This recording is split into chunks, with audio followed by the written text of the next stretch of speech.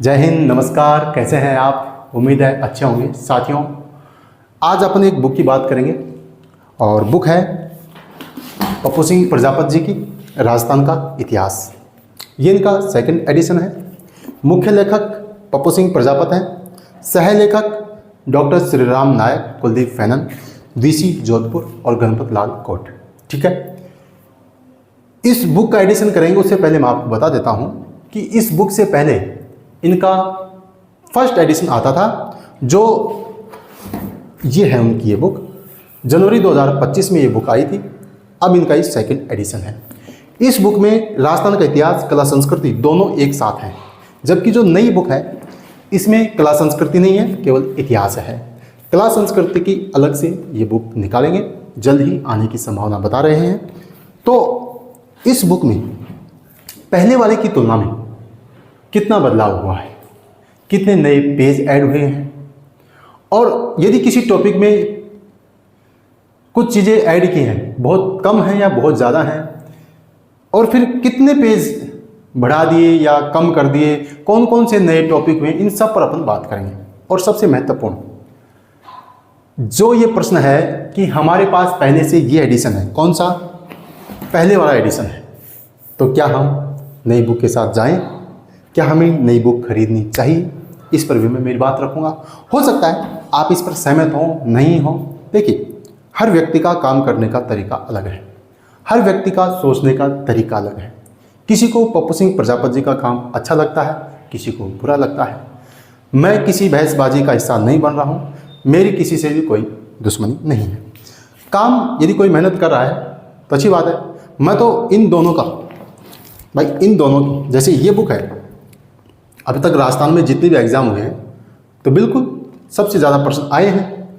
अब इस पर प्रश्न ये उठता है कि बहुत मोटी बुक है, बहुत बड़ी बुक है, उसकी भी मैं बात बताऊंगा आपको क्या है क्या नहीं है।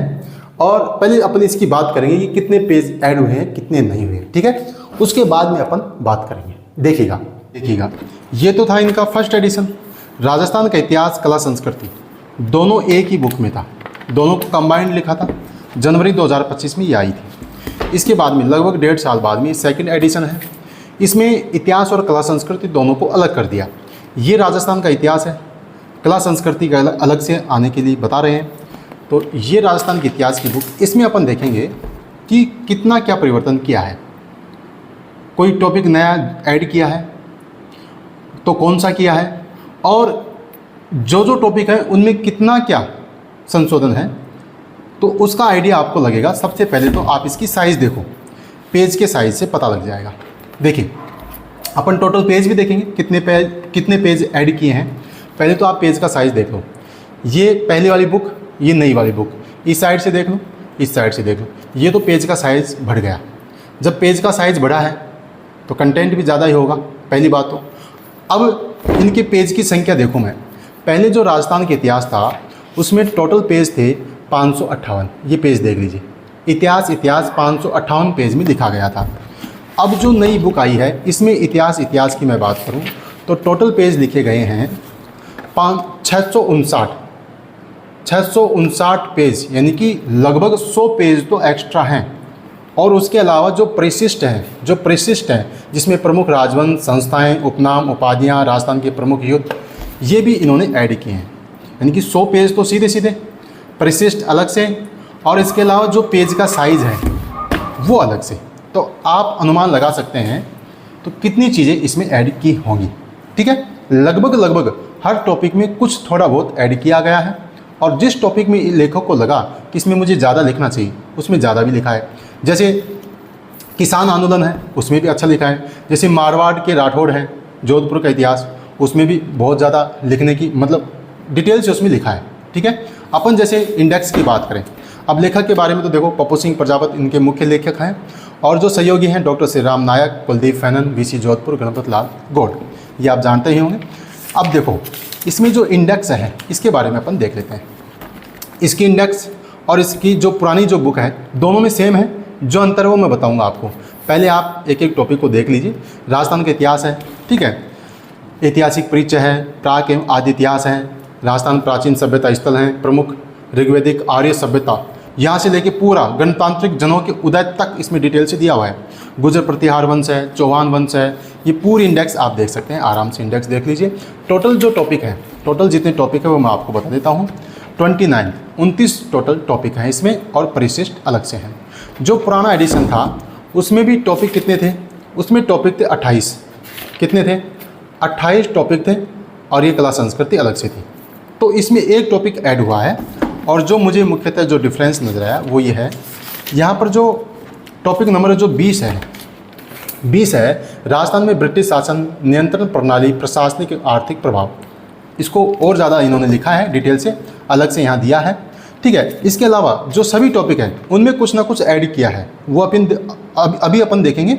एक टॉपिक लेंगे कोई भी, पता लग जाएगा साफ साफ किसमें क्या है, ठीक है। ये हुई बात। तो ये तो थी पुरानी बुक, इसके टॉपिक मैंने आपको बता दिए, और ये नई बुक थी, ठीक है। अब अपन इसका पता लगाएं कि कौन से टॉपिक में कितने, वो तो पूरा जब अपन पढ़ेंगे ना तभी पता लगेगा। वीडियो में सब कुछ दिखाना पॉसिबल भी नहीं है, फिर भी मैं एक टॉपिक लेकर आपको दिखाऊंगा ताकि आपको आइडिया लग सके और कौन विद्यार्थी इसको किन विद्यार्थी को खरीदनी चाहिए और जिनके पास पुरानी है उनको क्या करना चाहिए, इस पर भी अपन बात करेंगे। ये आप देख सकते हैं, ये पेज का साइज़ है, फ़ॉन्ट आप देख सकते हैं कैसा क्या है, आपके सामने है, और ये इनके पेज, ठीक है। पिछली जो बुक थी उसकी तुलना में काफ़ी बड़ा पेज है और फ़ॉन्ट लगभग वैसा ही है, उसमें कोई दिक्कत नहीं है। फिर भी जैसे मैं एक टॉपिक लूँ कोई भी, तभी तो पता लगेगा कि हाँ कुछ कितना क्या ऐड किया है। जैसे टॉपिक नंबर 10 है राठौड़ वंश, पेज नंबर 170। इसमें मैं देखूँ तो अभी अपने को बिल्कुल साफ साफ नज़र आ जाएगा। देखिए ये है राठौड़ वंश, मारवाड़, इस पर इन्होंने डिटेल से लिखा है। मारवाड़ में जैसे राव जोधा है, ये देखिए राव जोधा, यहाँ से अपन शुरू करते हैं एक बार। राव जोधा से देखिएगा, यहाँ से लिखना शुरू किया है राव जोधा। उसके बाद में पेज नंबर 175, ये पूरा राव जोधा, ठीक है। और पेज नंबर 176, यहाँ तक जोधा के उत्तराधिकारी, यहाँ तक इन्होंने लिखा है, इतना लिखा है। जबकि पुरानी बुक है उसमें देखो कितना सा लिखा है, अभी पता लग जाएगा। यहाँ है राठौड़ वंश, पेज नंबर है 177, ठीक है। केवल एक राजा, मारवाड़ का एक राजा बता रहा हूँ आपको, उसमें ही कितनी चीज़ें ऐड की हैं, तो लगभग हर टॉपिक में इन्होंने ऐड किया है। यह है मारवाड़ के राठौड़, इसमें राव जोधा, यहाँ से पेज नंबर 179, यहाँ से लिखा, ये लिखा राव जोधा, और यहाँ तक केवल इतना सा लिखा है। बाकी इस बुक में देखो राव जोधा पे कितना लिखा है, ठीक है। ऐसे ही हसमत वाला राजा मालदेव के बारे में और डिटेल से लिखा है। मालदेव के बारे में देखो, ये लिखा पूरा, ये लिखा, यहाँ तक केवल मालदेव ही चल रहा है। अब चीज़ें ऐड की हैं, जहाँ पर भी लेखक को लगा कि परीक्षा के दृष्टिकोण से, जैसे आरपीएससी का पैटर्न बदल रहा है, तो उन्होंने राजस्थान इतिहास को बिल्कुल डिटेल से लिखने की कोशिश की है। अब ये बुक बड़ी क्यों लग रही है, इसका एक कारण मुझे जो नज़र आ रहा है वो ये है कि इसमें राजस्थान इतिहास में कुछ भी नहीं छोड़ा, कोई भी टॉपिक नहीं छोड़ा। प्रशासनिक व्यवस्था हो, चाहे लाग बाग, जितनी भी जो भी चीज़ें हैं सब इन्होंने ऐड कर दी पूरा। अब जिसकी जो परीक्षा है उस हिसाब से उस टॉपिक के चिन्ह लगाए और उसको पढ़े, ये लेखक का कहना है। और लेखक ने सब कुछ इस बुक में समेट दिया। अब आपको जो भी एग्ज़ाम देना है उसके सिलेबस के अकॉर्डिंग, पाठ्यक्रम के अनुसार इस बुक से आप टॉपिक पढ़ सकते हैं और बिल्कुल डिटेल से इन्होंने लिखा है। अब पढ़ी जाएगी कि नहीं पढ़ी जाएगी, कि जो पुरानी बुक है वो अच्छी है या ये है, कौन सी लें कौन सी नहीं लें, मेरे पास सर ये है मैं कौन सी लूँ, इस पर अपन बात करेंगे। जो पुरानी बुक है, इस बुक ने अन्य बुक की तुलना में सबसे बेहतर प्रदर्शन किया है। लेकिन इस पर भी सवाल उठे, और सवाल ये उठे कि बहुत बड़ी पुस्तक है, केवल एग्जाम में इतिहास ही तो होता नहीं है, अन्य भी होता है, अन्य भी चीज़ें होती हैं, ज्योग्राफी भी है, पॉलिटिकल भी है, अन्य भी चीज़ें हैं, सब्जेक्ट भी है, बात भी सही है। लेकिन मैं आपको एक बात बता देता हूँ, इनमें जैसे अब जो नई बुक है ये है, इसमें 29 टॉपिक है। अब कोई भी एग्जाम, जैसे ईओ आरओ का एग्ज़ाम है, उसमें सब टॉपिक तो है नहीं, तो आपको अपने पाठ्यक्रम के अनुसार जो जो टॉपिक ढूंढने हैं वो उसमें से आप टिक लगा लो, उसको पढ़ लो। चूँकि इसमें सब कुछ है, राजस्थान में कुछ भी नहीं छोड़ा, इसलिए ये बुक बड़ी है। पहली बात तो एक तो सब कुछ और फिर डिटेल से है, इसलिए ये बुक बड़ी है। अब किसी को डिटेल से पढ़ना पसंद है, किसी को नहीं है। यदि आप शॉर्ट कंटेंट के साथ जाना चाहें तो आपकी मर्जी है। सिलेक्शन तो ये बुक भी दे रही थी और सिलेक्शन तो अन्य बुक भी दे रही हैं, वो आपकी चॉइस है। समझ गए मेरी बात को। अब प्रश्न ये आता है कि सर ये बुक लें या ये लें। देखो, अब जो नया विद्यार्थी है वो तो बिल्कुल स्वाभाविक है, नए एडिशन के साथ जाएगा।